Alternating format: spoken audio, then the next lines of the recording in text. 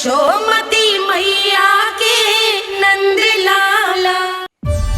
आ गए तुम दोनों? चलो आओ बैठ जाओ। जशोदा जी बता तो दो, सवेरे सवेरे क्यों बुलाया हम सबको? रुको, इतनी शीघ्रता क्या है? पहले इन बालकों को कुछ खिलाने तो दो। अभी खेलने निकलेंगे ना, पूरी दोपहरी दिखाई ना देंगे।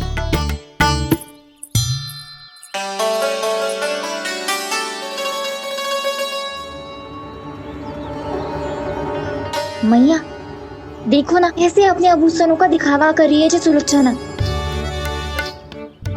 चिंता मत कर बहू, शीघ्र ही हम इससे अधिक आभूषण और इससे अधिक उत्तम वस्त्र पहन के घूमेंगे। ये देखो तुम दोनों के लिए क्या बनाओ है मैंने। पूरे गोकुल में प्रसिद्ध मेरे पेड़े। चलो लो। यशोदा ये तो बहुत सारे हैं। हाँ जशोदा जी, इतने सारे तो मैं भी ना खा पाऊं। क्यों दृष्टि लगा रही हो सुलक्षणा? बढ़ती आयु के बालक हैं, खाने दो इन्हें। तुम सब कछु मत सुनना, जी भर के खाओ। देखा ना?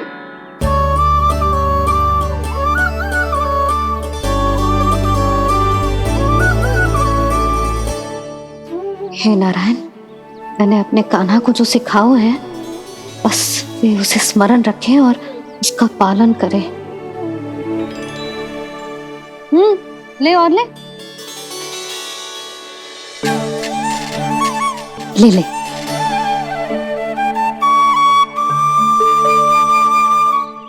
आज तो एक के बाद एक पेड़ मिल रहे हैं, वो भी बिना रोक टोक के। मैया दो के बाद तीसरी मिठाई बड़ी कठिनाई से खाने देती है, पर आज सादा लाड पेड़ों के माध्यम से जिता रही है। कछु तो रहस्य है। प्रभु, क्या आप भी वही सोच रहे हैं जो मैं सोच रही हूँ? कोई परीक्षा तो नहीं ले रही है ये? किस सोच में पड़ गए तुम दोनों?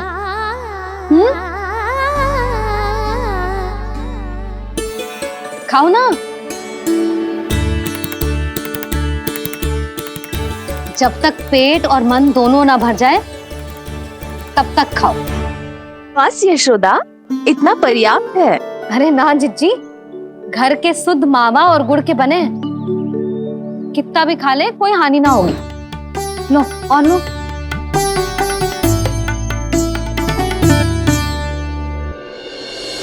प्रभु, परीक्षा ही है ये तो खाए जा रहा है। कहीं मेरी दी हुई सीख भूल तो ना खाओ, सारा खेल बिगड़ जाएगा। सदैव स्मरण रखियो लल्ला, लोभ बहुत भयानक होता है, बहुत भयंकर। जो एक बार हमारे मन में प्रवेश करके हमें भीतर से ही जकड़ लेता है, इसके कारण हम अधिक से अधिक और अधिक से अधिक पाने की इच्छा करने लगते हैं। क्या हुआ कान्हा, रुक क्यों गए?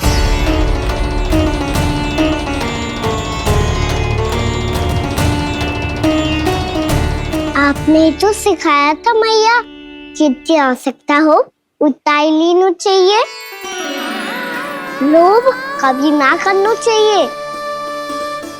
बहुत बुरा राक्षस है लोभ।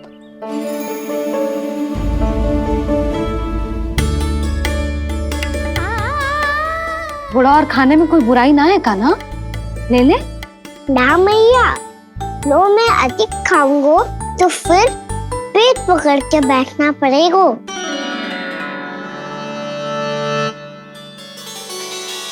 हाँ, मेरा भी पेट भर गया। कान्हा सही कह रहा है छोटी माँ, लोग बहुत भयानक राक्षस है। जो भी लोग के चक्कर में पड़ेगो वो बहुत बुरा फंसेगो। अच्छा जाओ, जाके खेलो तुम दोनों। मैया, ये पेड़ अपने सखाओं के लिए भी ले जाऊं मैं? हाँ लल्ला, ले जाओ अवश्य।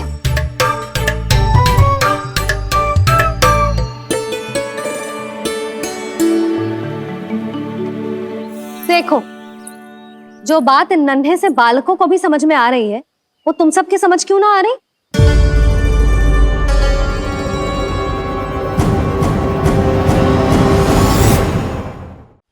क्या समझाना चाहती हो जशोदा जी? तनिक खुल के बोलो। जब बसंता खाने के बाद भी हलवा खाने का हट करतो है तो उसे मना क्यों करती है? इसीलिए ना, ताकि स्वाद के लोभ में उसका स्वास्थ्य ना बिगड़ जाए। और उज्जवल, जब भरी दोपहरी में बाहर खेलने का हट करतो है तो तू उसे मना क्यों करती है? इसीलिए ना कि खेल के लोभ में उसे लू ना लग जाए। हाँ, और पुराण पढ़ना तो अच्छी बात है ना। तो श्रीदामा जब रात में दीप के प्रकाश में पुराण की कथाएं पढ़ना चाहतो है तो क्यों मना करती है? उसे बता। ताकि कथाओं के लोभ में उसकी दृष्टि खराब ना हो जाए जीजी। तो इसका अर्थ तो यही है ना कि लोभ चाहे पेड़ों का हो, चाहे पुराण की कथाओं का हो, या फिर अधिक धन अर्जित करने का हो, लोभ सदैव हानिकारक ही होता है। जे बात तुम ही सब ना समझोगी तो अपने बालकों को कैसे समझाओगी? बोलो। हम सबकी मैया यहाँ क्यों आई है? डांट पड़ी क्या? चौरी विद्या प्रसारण टोली के बारे में सबको पता चल गो क्या? चिंता के चने चबाना छोड़ो और ये पेड़े खाओ। भीतर और भी गंभीर समस्या पे चर्चा चल रही है। कैसी समस्या? लोग की भयानक राक्षस की समस्या। व्यापारी जी, नंद जी ने कल सभा बुलाई थी और आज रानी यशोदा जी ने सारी स्त्रियों को अपने घर पे बुलाया है। तो आपको नहीं लगता कि हमें कुछ करना चाहिए? करना तो चाहिए गुप्तचर। सबसे पहले हमें हाट जाकर गोकुल वासियों की प्रतीक्षा करनी चाहिए। सूर्यास्त से पहले वो सारे मूर्ख वहां आने वाले हैं, मेरे सामने नारायण के नाम का प्रण लेने। उन्हें चाहे कोई भी कितना भी समझा ले बुझा ले, उससे कोई अंतर नहीं पड़ेगा गुप्तचर। हमारा वास्तविक धन क्या है? दूध, घी, दही, माखन, यही ना? हाँ, तो श्री नारायण की कृपा से तो हमारे पास इसकी कोई कमी ही ना है। तो हम सब तो पहले से ही धनवान हुए ना। तो फिर जे गोधन अपने परिवार और संतान में बांटने के बाद जो भी बचतो है वो तो हाट पे बिखी जातो है ना। तो फिर मथुरा के किसी अपरिचित व्यापारी के साथ माथा फोड़ने की क्या आवश्यकता है? जशोदा जी, हम आपकी और नंदराज की चिंता समझते, पर इसकी कोई आवश्यकता ना है। कछु उल्टा सीधा नहीं करेंगे हम। विश्वास रखो जशोदा, हम जो कुछ करेंगे समझदारी से करेंगे। लोभ में आके कोई निर्णय नहीं लेंगे हम लोग, है ना? हाँ। अच्छा, अब चलती हूँ। बुलावे की सूचना पाके सब कार्य ऐसे ही छोड़कर आ गई थी।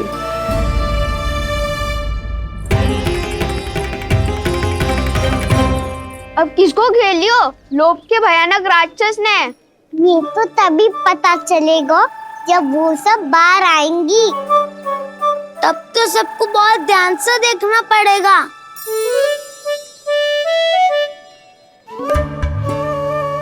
देखना तो पड़ेगा दाऊ, तभी तो पता चलेगा माखन चुराने किसके यहाँ जाना है। नाना,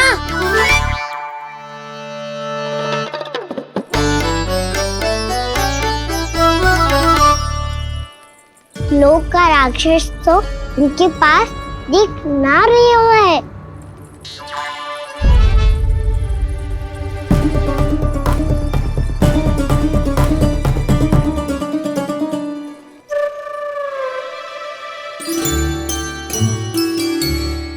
नारायण का बहुत बहुत धन्यवाद। कान्हा, मेरे मैया को घेर रहे है क्या उस राक्षस ने? यशोदा भाभी और नंद भैया कितने चिंतित थे ना। पक्का कछु ना कछु कारण तो अवश्य होगा। हाँ, मुझे भी सच लग रहा है कि धनवान बनने के चक्कर में मैं तनिक ज्यादा ही लोभ में पड़ गई थी। नहीं, बस गए। और मेरी मैया दादी, उनका क्या गाना? बहू, सुलक्षणा की जैसे ढेर सारा धन कमाने के चक्कर में लोभ में तो ना आ रहे ना हम। हे नारायण, बहुत कृपा है आपकी। लगता है लोभ का राक्षस किसी को अपनी चपेट में नहीं ले पाया। लेता भी कैसे था? मेरी मैया ने जो समझायो है। क्या लगता है यशोदा, इन्हें समझ आया होगा? आशा तो यही है, और अब भी ना समझी तो फिर तो नारायण भी ना समझा सकते। सुनो, दोपहरी में हम सब मिलेंगे। दोपहर में? तो क्या तू तब निश्चित करेगो कि आज किसके यहाँ जाना है माखन? आज कोई माखन चोरी नहीं होगी।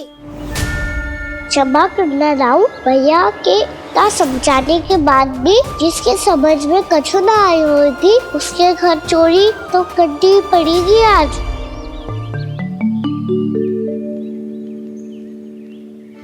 व्यापारी जी, सारी स्त्रियां एक साथ यहीं आ रही हैं। मेरे चक्रव्यूह में फंसने की इतनी शीघ्रता कि संध्या तक भी नहीं रुक पाई।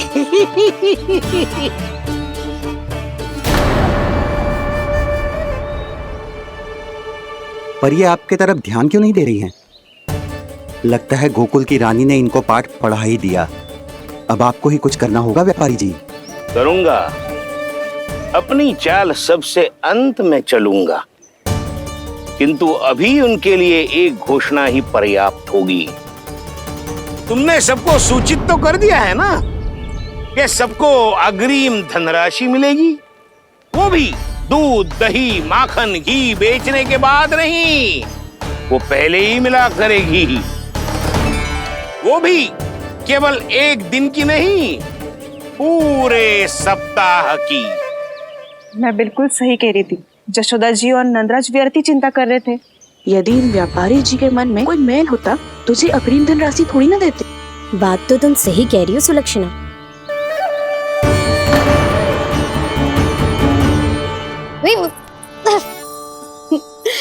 कितनी शरारत करते है तू?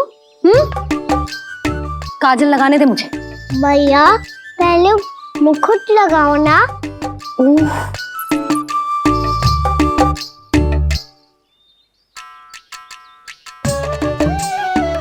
और मेरी मुन्नी? हाँ हाँ, रुक जा। ले बस, होगा प्रसन्न? भैया, मैं ना चाहता मैं ऐसे फिर से भूल जाऊं, नहीं तो कड़ी धूप में इसे लेने वापस लौटना पड़ता है। चल अब बैठ जा। अब मुझे काजल लगाने दे लल्ला। भैया, इतना सारा काजल मत लगाओ, छोटा सा बालक लगता हूँ मैं। आहा, नखरे तो देखो। इतना सज धज के तो तेरे बाबा भी ना जाते बाहर, दृष्टि लग जाएगी लल्ला। चुप करो। उनको तो आ सकता ही ना है मैया, वो तो गोकुल के राजा है। वैसे भी मुझे भी कम मत समझो, मैं भी राजा हूँ अपनी टोली का। कौन सी टोली? अपनी। ये क्या कर रहे हैं प्रभु? बता, कौन सी टोली? बालकों की टोली मैया, मारी खीर वाली टोली का।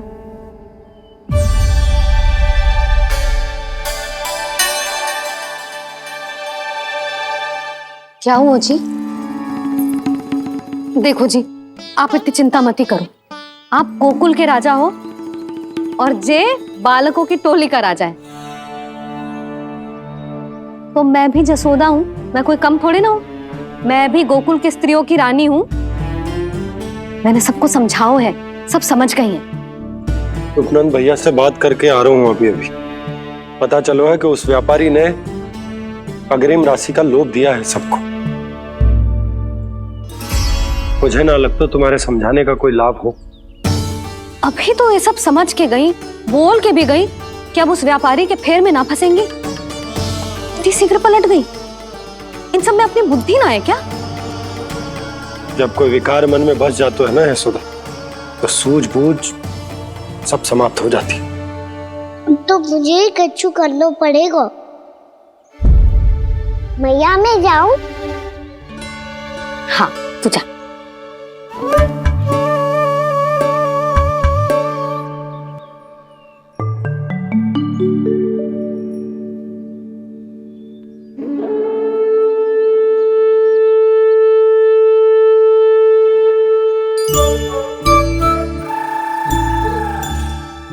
बहुत बड़ी समस्या हो गई है सखाओ।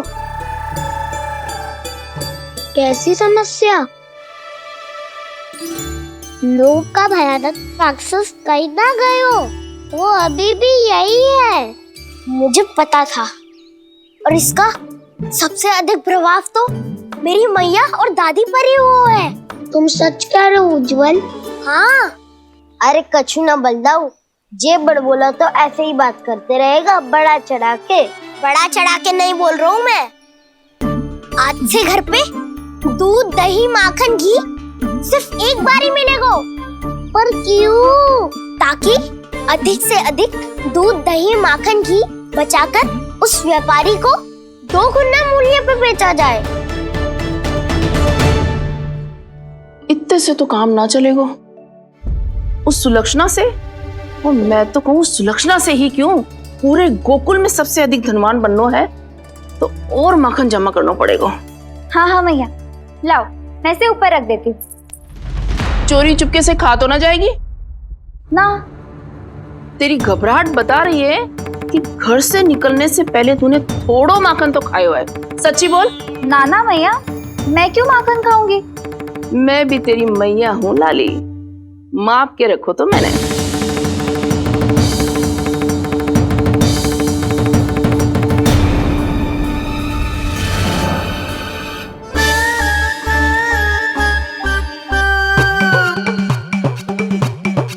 हाय रे, तूने तो सच्ची में माखन खायो है। तनिक भी लज्जा ना आई तुझे? असत्य बोलने से पाप लगता है मैया। और जितनी बार आप माखन नाप रही है उतनी बार डंडी पे लगा माखन आप स्वयं चाट रही है और दोष मुझ पे दे रही है। वो तो बस मैं इसलिए चाट रही थी कहीं व्यर्थ ना जाए। और तेरी जीभ है कि तीखी मिर्ची। एक तो मैया से बहस करती है और चोरी चुपके स्वयं खा के मैया पे दोष भी धरती है। हे नारायण, कैसी बहू दी है मुझे। जा दूर हो जा मेरे कक्ष से। और माखन के तो आसपास भी दिखने की आवश्यकता ना है। इस चटोरी को तो कोई भरोसा ना है। माखन को तो सुरक्षित स्थान पर रखना पड़ेगा।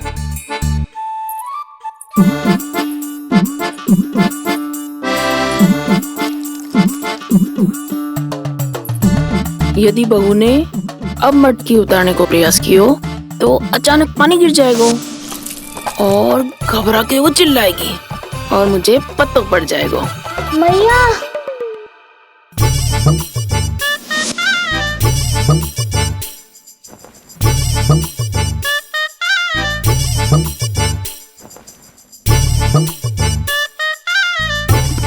ये माखन तो मैं किसी को छूने भी ना दूंगी, तभी तो बनूंगी धनवान, बहुत धनवान।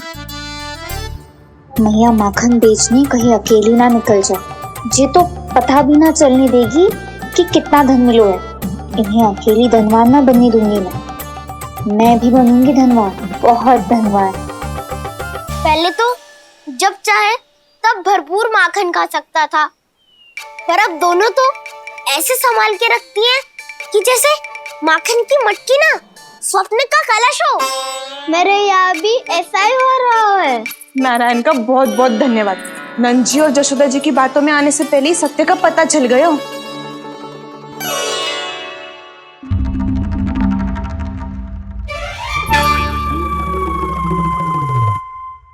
ये इतना सारा माखन? दृष्टि मत लगा। पेट पे पट्टी बांध के रात रात भर भूखा रह के बड़ी कठिनाई से माखन इकट्ठा किया है जे। तो क्या आपने निर्णय ले लियो है कि आप उस व्यापारी को वचन दे दोगी? अरे जब द्वार पे साक्षात लक्ष्मी जी हो तो द्वार बंद ना करते बावली। तू अभी छोटी है, मैं तो कहती हूँ तू भी अपने भविष्य के बारे में अभी से सोचना आरंभ कर दे। कटौती तो मेरे घर पे भी आरंभ हो गई है काना। वो मैया ने कहा है ये दूध चाहिए या दही चाहिए ये माखन चाहिए, जो भी चाहिए एक ही बार मिलेगा।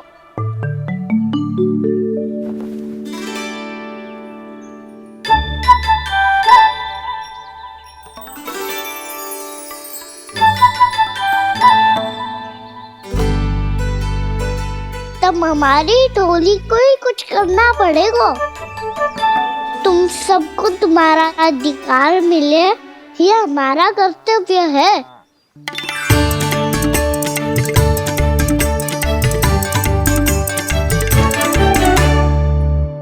अब हम कछु ना कर सकते यशोदा। यदि अब मैंने उन्हें रोको तो उन्हें लगेगा कि मैं उनसे उनकी उन्नति का अधिकार छीन लूं।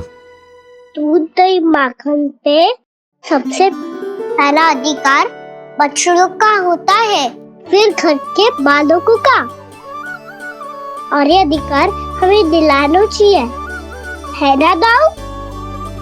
मैं सब समझता हूँ कान्हा, तुम मुझसे इसलिए पूछ रहे हो ताकि तुम माखन चोरी की योजना बना सको, पर मैं तुम्हारा समर्थन नहीं करूँगा। पर दाऊ ना, पिछली बार तुमने ही कहा था ना कि हम ये चोरी केवल वानर महाराज की सहायता के लिए कर रहे हैं। लो, वानर महाराज भी आ गए हमारा साथ देने। आज कोई किसी का साथ नहीं देगा, आज कोई किसी का साथ